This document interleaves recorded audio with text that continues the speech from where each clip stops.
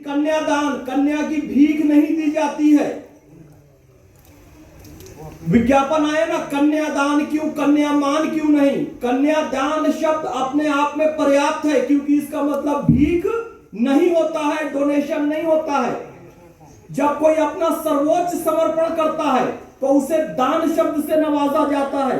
इसीलिए जब भारतीय सैनिक भारत माता के लिए अपने प्राण देता है तो उसे बलिदान कहा जाता है, उसे भीख नहीं कहा जाता, उसे बलिदान कहा जाता है। और पन्नाधाय ने अपना सर्वोच्च समर्पण किया तो पंडित राम कुमार वर्मा जी ने उसे दीपदान कहा।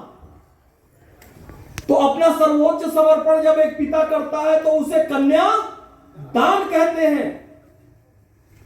और अंतिम संस्कार का सर्वोच्च पूर्णता प्राप्त करने का आज पूर्णिमा का दिन, कि अपना जीवन समाज के लिए दान किया और जाते जाते अपना शरीर भी समाज के लिए दान कर दिया। देह दान सर्वोच्च दान होता है, जो कि स्वर्गीय आनंद अग्रवाल जी ने कहा। अपने नाम को चरितार्थ किया। अग्रवाल यानी अग्र यानी आगे रहने वाला, सदा आगे रहने वाला, हर चीज में आगे रहने वाला। और जब जीवन समाप्त हो गया तो अपना शरीर दान करने में भी आगे रहने वाले और दुनिया को आनंद देने वाले आनंद अग्रवाल जी को मैं शत शत नमन करता हूं, प्रणाम करता हूं, जिनकी प्रेरणा से आज हम सब यहाँ पर इकट्ठा हुए हैं। और मैं निवेदन करना चाहता हूं, यह पुरस्कार केवल एक पुरस्कार बनकर ना रह जाए, बल्कि जिस उद्देश्य से आपको यह पुरस्कार दिया गया है, जिस भाव से आपको यह पुरस्कार दिया गया है, वो चरितार्थ हो। यानी कि आपके चरित्र पे वो चीजें दिखाई देनी चाहिए। आपके चरित्र में वो चीजें दिखाई देंगी तब आप अपने बच्चों को वो पास कर सकते हैं।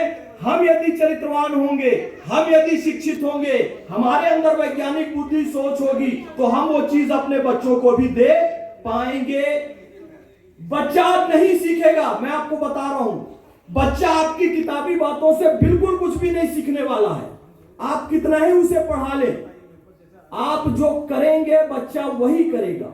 आप कितना बोले, सदा सच बोलो, सदा सेवा करो, नहीं सीखेगा बच्चा। आपकी एक्टिविटी देखकर ही सीखेगा। आप सच नहीं बोलते हैं तो आपका विद्यार्थी सच नहीं बोलेगा। आप सच बोलते हैं, नेक काम करते हैं, सदा लोगों की मदद करते हैं, तो बच्चा वही सीखेगा।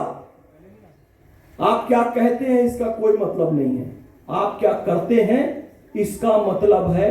आप भी वही कर रहे हैं जो आपके माता पिता ने कहा, नहीं जो आपके माता पिता ने किया, जो आपने देखा, जो आपके शिक्षक ने किया, आपने देखा, वही करते हैं।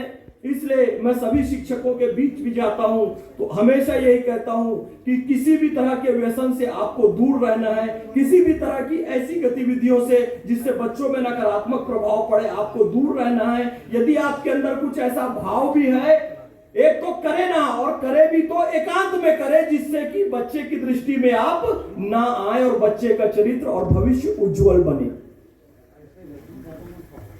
जो तारने वाली हमको 16 संस्कार से गो माता का नाम अवंतिका भी रखा गया, और मैं देख रहा हूं प्रतीक चिन्ह के रूप में गो माता भी रखी गई है। चर्चा हो चुकी है और ये बात गरुड़ पुराण में आई भी है। जो वैतरणी नदी है, वैतरणी सुन के हम लोगों को यह लगता है बड़ी स्वच्छ सुंदर नदी है। वैतरणी कोई स्वच्छ सुंदर नदी नहीं है।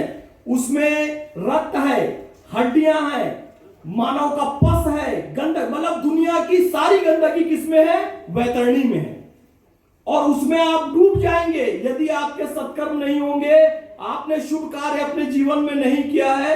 यदि आपने शुभ कार्य किया है, क्योंकि गौ माता प्रज्ञा देने वाली है, बुद्धि देने वाली है। महावीर विक्रम बजरंगी कुमति निवार सुमति के संगी, जो यह पढ़े हनुमान चालीसा होए सिद्ध साखी गौरी सा। गौरी गौ माता है, पार्वती माता गौ माता है। तो गौ माता बुद्धि की प्रदाता है, तो गौ सेवा आप कीजिए।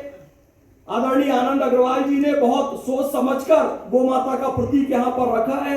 मैं बहुत धन्यवाद दूंगा पूरी अवंतिका की टीम को। आदरणीय उत्तम त्रिपाठी जी हमारे बुजुर्ग यहाँ पर हैं, आपको बहुत धन्यवाद दूंगा। आपकी सुपुत्री जी न्यूज में एक बहुत बड़ी पत्रकार है, और आदरणीय उत्तम जी के माध्यम से और आदरणीय क्षमा त्रिपाठी जी के माध्यम से मुझे इस पवित्र मंच पर आने का अवसर मिला, मैं आपके चरणों में शत शत नमन करता हूं। पूरी अवंतिका की टीम को नमन करता हूं कि आपने मोहम्मद फैज खान को इस योग्य समझा कि इस पावन पवित्र मंच पर मुझे अवसर दिया। बहुत बहुत धन्यवाद।